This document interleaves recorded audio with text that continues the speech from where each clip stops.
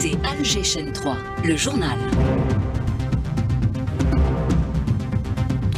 Bonjour Fatima Sharaf, mesdames, messieurs, bonjour. Et au sommaire de la matinale de ce vendredi 18 avril, le président de la République reçoit le ministre des Affaires étrangères, de l'immigration et des expatriés égyptiens. Le rôle majeur de l'Algérie en faveur des causes arabes, salué par Badr Abdelhadi.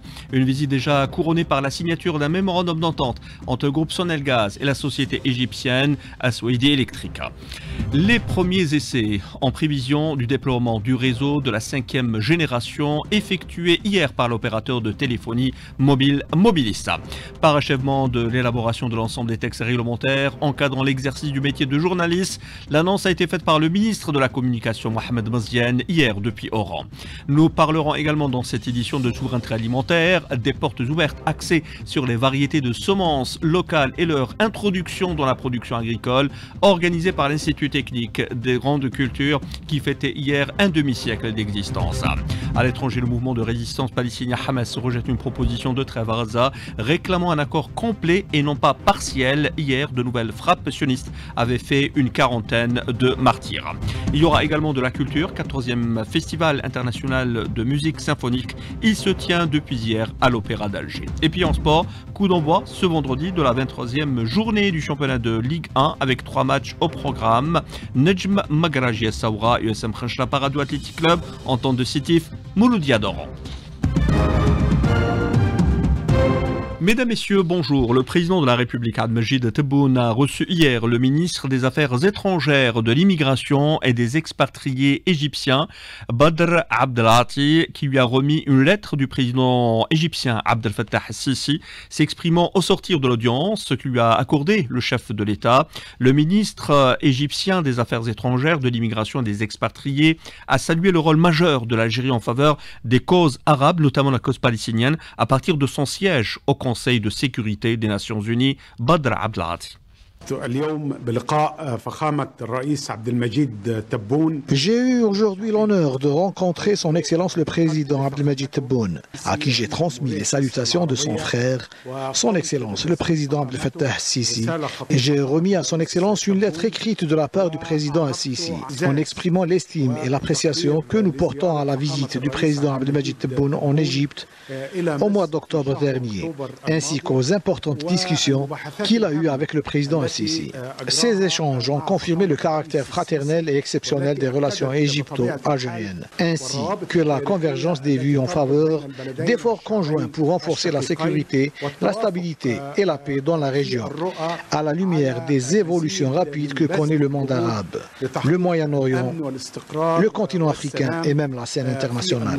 Nous avons également discuté des préparatifs actuels concernant les prochaines échéances bilatérales visant à renforcer encore davantage la coopération. Enfin, nous avons évoqué les projets de développement pionniers mis en œuvre entre les deux pays, en exécution des orientations et visions des présidents Abdelmajid Tebboune et Abdel Fattah al-Sisi.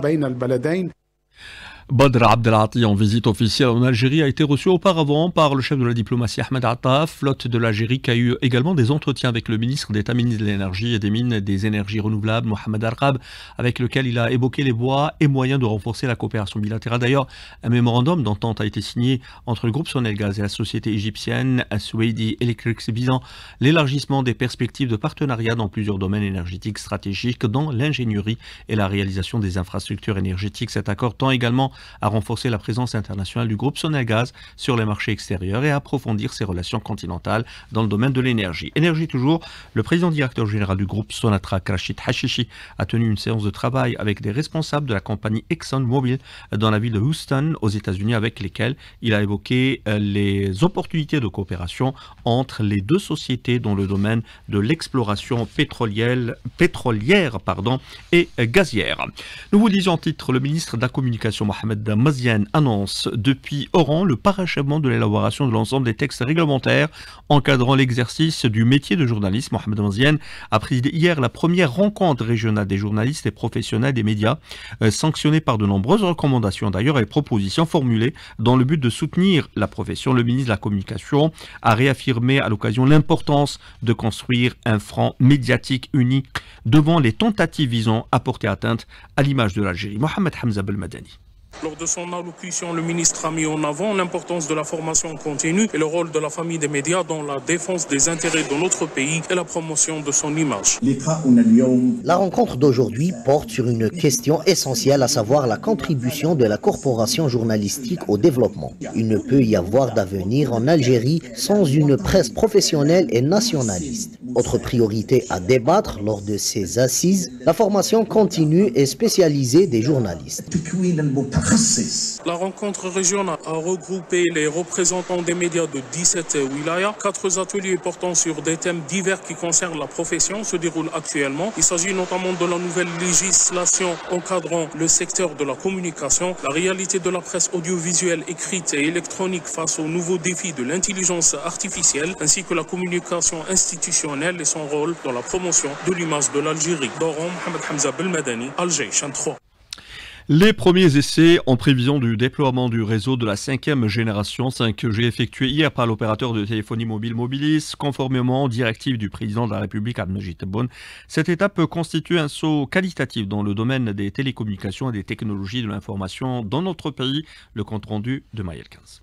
C'est les premiers essais de la technologie 5G qui contribuera à atteindre les bénéfices escomptés au profit de l'utilisateur ainsi que de tous les secteurs nationaux. La 5G permet des vitesses jusqu'à 6 fois plus rapides que la 4G. Sami Bachari, chargé de la communication digitale au niveau de ATM. Premier avantage que nous avons, c'est le chargement fluide des vidéos. Il faut savoir, pour l'utilisation des casques VR, la qualité doit être au minimum 4K. Parce que si on voit les casques, comment ils fonctionnent, il y a des lentilles à l'intérieur, ce qui va augmenter, faire effet de loupe sur l'image. Si on n'a pas une vidéo en format 4K, il y aura un problème de visibilité et on va voir les pixels. Deuxième, c'est la latence. La latence, elle a une importance capitale pour atténuer l'effet d'étourdissement lors de l'utilisation des casques. La troisième, c'est de garantir une connexion stable durant toute l'expérience. Parce que la 5G, par rapport à la 4G, permet d'avoir une stabilité permanente, même en mouvement. La famille de la presse a répondu présente à cette journée. À cet effet, nombreux sont satisfaits et mettent en exergue le fait que ces premiers essais de la 5G joueront un rôle central dans le développement du système économique national. Samir Haïdi, journaliste au quotidien El Moudjahed. Cette formation fut extrêmement positive. Nous avons observé que notre pays est somme toute prêt à passer ce cap de la 5G. Cette nouvelle technologie contribuera à gagner du temps, à améliorer aussi notre travail sur le plan des reportages, mais aussi du journalisme pur et dur. En ce qui concerne les avantages pour notre nation, la 5G permettra de gagner énormément de temps, de connectivité pour nos opérateurs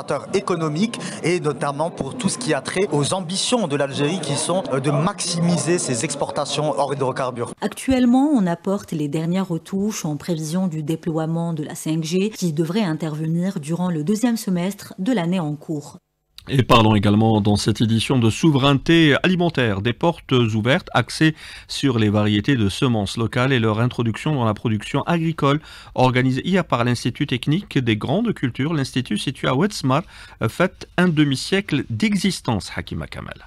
L'Algérie a réduit sensiblement sa dépendance alimentaire en graines de semences de base, notamment grâce à la recherche agronomique et à la multiplication des variétés de semences. Cette contribution doit ouvrir la voie à une nouvelle génération d'agriculteurs. Dr Laribi Abdelkader, directeur adjoint des relations extérieures de l'École nationale d'agronomie. Aujourd'hui, on fait de la mise en valeur. Quand on parle de mise en valeur des terres, il faut exiger qu'il y ait dans le dossier pour l'octroi, pour la concession des terres agricoles, qu'il y ait des ingénieurs agronomes. L'université forme des ingénieurs agronomes et par la suite, ils ne se retrouvent pas sur le terrain. Donc là, il faut revoir un petit peu les conditions de concession, les conditions d'octroi des terres agricoles dans le cadre de la mise en valeur. La sécurité alimentaire est un objectif suprême de l'Algérie. Les acteurs du secteur demandent plus d'efforts et de moyens de l'État pour atteindre cet objectif. Abdelatif Dinmi, secrétaire général de l'Union nationale des paysans algériens.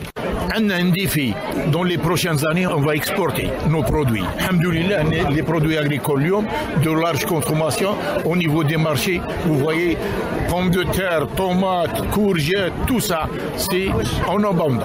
Alors, la formation des jeunes, les moyens financiers, les terres, l'extension des terres, l'électricité, on n'a pas encore atteint notre objectif. C'est peu, surtout les jeunes universitaires. Ils vont où? Sortir de la dépendance alimentaire est une question de souveraineté nationale. Les politiques publiques tendent à cerner au mieux le monde agricole pour déployer une stratégie au long terme qui ne souffre pas des aléas extérieurs, notamment climatiques. Et approvisionnement du marché national, réunion de coordination pour concrétiser les directives du président de la République. Le ministère du Commerce extérieur et du Commerce intérieur ont tenu hier une réunion de coordination ayant regroupé les représentants du Conseil du renouveau économique algérien sur la nécessité d'assurer un approvisionnement régulier du marché national en divers produits et marchandises locaux importés. Cette réunion a été coprésidée par le ministre du Commerce extérieur, de la promotion des exportations, Kamal Zik, le ministre du Commerce intérieur et de la régulation du marché national, Taïb Zitouni, en présence du président du CREA, Kamel Moula. Tension dans les relations algéro-françaises. Le MOUNEF, mouvement dynamique des Algériens en France, a dénoncé hier les multiples provocations du ministre français de l'Intérieur, Bruno Retailleau, à l'égard de l'Algérie. Il y voit la soumission rampante aux injonctions de l'extrême droite et de la fachosphère, en ajoutant que le silence des membres de la diaspora algérienne n'est pas un signe de soumission. Il est celui d'une maturité politique que beaucoup dans l'appareil d'État français semblent avoir perdu. La présidente du Croissant Rouge algérien, Ebtissam Hamlaoui, a reçu hier le représentant du Haut Commissariat des Nations Unies pour les réfugiés en Algérie, Alistair Bolton. Cette rencontre a été l'occasion d'examiner les voies et moyens à même de renforcer la coordination sur le terrain, de développer des programmes d'aide humanitaire et d'améliorer les mécanismes de réponse aux besoins sanitaires, psychologiques et sociaux des réfugiés. Direction le Proche-Orient, le mouvement de résistance palestinien Hamas a rejeté hier une proposition de trêve à Gaza réclamant un accord complet et non pas partiel pour mettre fin à la guerre après de nouvelles frappes sionistes qui ont coûté la vie à au moins une quarantaine de Gazaouis tombés en martyrs. Le ministre des Finances sioniste, le ministre d'extrême droite, Bezalel Smotrich, a appelé à intensifier les combats jusqu'à la conquête totale de la bande de Gaza. Et alors que les massacres à Gaza se poursuivent à un rythme effréné, d'autres pays continuent leur coopération militaire avec l'entité sioniste, à l'image du Maroc qui abritera des exercices militaires dénommés African Line, une participation de l'entité sioniste à l'African Line qui confirme les choix du Marzen. Akram Kharieb était l'invité de l'émission L'Histoire en marche hier de Meriem Abdou. Il est revenu sur ce sujet. Contrairement à l'édition précédente qui se déroulait lors du pic des atrocités commises par l'entité sioniste à Gaza, l'armée de l'entité n'avait pas participé à l'édition précédente. Il semble que cette année, elle sera présente, notamment dans l'édition marocaine. Et cette présence-là est une sorte de signal donné par les Américains à ses alliés pour resserrer les rangs et pour accepter le fait accompli de cette proximité avec l'entité et de continuer la coordination. Donc c'est à la fois un exercice politique, de géopolitique, mais aussi un exercice militaire, sachant que la présence des soldats de l'entité est vraiment marginale. Ils ne sont pas là en qualité de conseillers ou bien d'experts, ils sont là généralement en qualité d'observateurs ou sur des exercices bien limités, mais leur présence est beaucoup plus qu'un symbole. Et je pense que cette année, ce qui fait la différence, c'est cet ordre de marche donné par Washington pour les pays qui souhaiteraient se rapprocher plus vers l'OTAN. Il est 7h14 sur les ondes d'AG 3 Culture, 14e Festival international de musique symphonique qui se tient depuis hier à l'Opéra d'Alger. Une semaine durant, 14 troupes issues des 4 coins du globe revisiteront tous les registres de la musique universelle. Le Venezuela est le pays invité d'honneur. Retour sur la soirée inaugurale avec Salim Brahimi. Concert à guichet fermé pour cette soirée inaugurale du 14e Festival international de musique symphonique dont le coup d'envoi a été donné par le ministre de la Culture et des Arts, Zoher Balalou, qui salue la haute teneur artistique de cette édition. C'est un rendez-vous annuel très important qui est attendu par toute la population algérienne et beaucoup aussi de nos concitoyens qui vivent à l'étranger. C'est un rendez-vous aussi important dans lequel à chaque fois on doit rehausser le niveau et apporter du nouveau. La soirée a été marquée par un voyage artistique mêlant standards de musique classique universelle, contemporaine et algérienne, revisitée et dirigée par les deux chefs d'orchestre algériens, Lotfi Zaidi et Zahia Ziwani, qui ne tarit pas d'éloges quant à la rencontre qui a fédéré les artistes algériens et vénézuéliens. Magnifique rencontre. Le peuple vénézuélien, le peuple algérien sont des peuples qui sont très aussi amateurs de musique et on a eu beaucoup de plaisir à travailler ensemble. En lui, c'est Montes Olivar, à peine 27 ans, a dirigé d'une main de maître l'orchestre de chambre Simon Bolivar du Venezuela. Il a brillé aux 4 coins du globe pour s'émerveiller de sa participation algérienne. This festival is a Ce festival est un magnifique rendez-vous, il nous a permis de nous rencontrer et de travailler ensemble. C'est une belle occasion pour nous d'exprimer notre art ici en Algérie. C'est fantastique et nous sommes heureux d'être présents ici en Algérie. Le public est venu nombreux pour cette soirée d'ouverture, pas une place de disponible. Magnifique. Magnifique, franchement. Ils étaient tous excellents. J'ai tout adoré. C'était magique. Une harmonie incroyable. Il est à noter qu'un vibrant hommage a été rendu à la Palestine durant cette soirée. Le festival, quant à lui, se poursuivra jusqu'au 23 avril à l'Opéra d'Alger. Et du sport pour terminer avec le coup d'envoi ce vendredi de la 23e journée du championnat de Ligue 1 Mobilis. C'est une très belle affiche qui mettra aux prises l'entente de Sétif au Mouloudia durant un des 3 matchs au programme de cette journée. Voilà, c'était là la dernière information de cette édition réalisée par Sidali Djilali. Tout de suite, les couleurs du ciel avec Fatima Charef. Très bonne écoute.